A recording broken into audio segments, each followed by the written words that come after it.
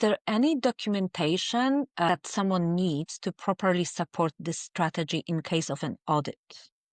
Yeah, so the IRS has audited the Augusta Rule a couple times, and what we've learned from those cases is uh, it has to be a fair market value rate.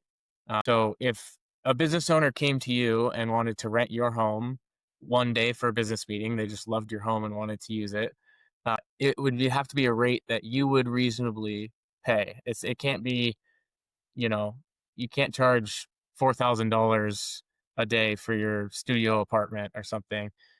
It has to be something reasonable that you would pay somebody just to rent out your home for a day.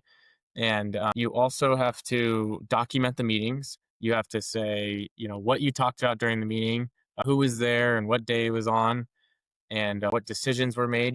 Just as you document any board meeting. So you have to have documentation for the meeting and use a fair market value rental rate. And during these audits of the Augusta Rule, the IRS has been. People were surprised how generous they were.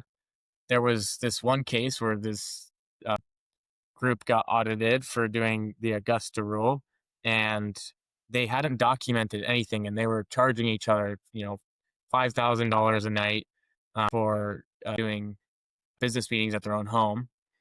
And the IRS allowed them to take the deduction as long as they documented them. And they had a couple of their meetings documented, and the IRS let them take the deduction for the ones that they documented.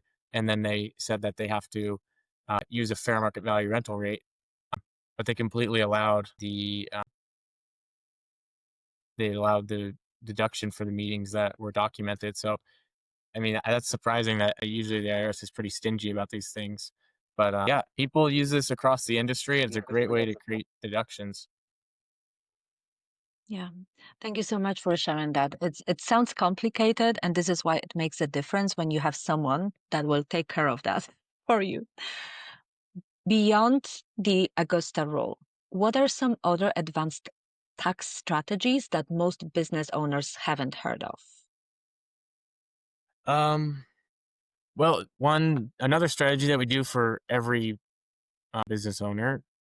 I don't know if people haven't heard this. I work in tax, so I feel like everyone's heard about it, but maybe that's just because those are the people I work with. But uh, the accountable plan it's a reimbursement for the business use of your home. So what we do is we use a number of rooms allocation method. So say you have 4 rooms in your house, and one of those is a home office. We can take one out of the 4 rooms in your home is an office. So 20% of all of your expenses that it takes to keep up your home are deductible to your business. So the way that works is just like the Augusta Rule, it's a reimbursement. Um, your company reimburses you for the business use of your home. So we would take 20% of your mortgage interest, 20% of all your utilities, if you have a housekeeper or lawn and landscaping, and yeah, so we take all the and also your allowable home office depreciation, because it's 20% of your home is business.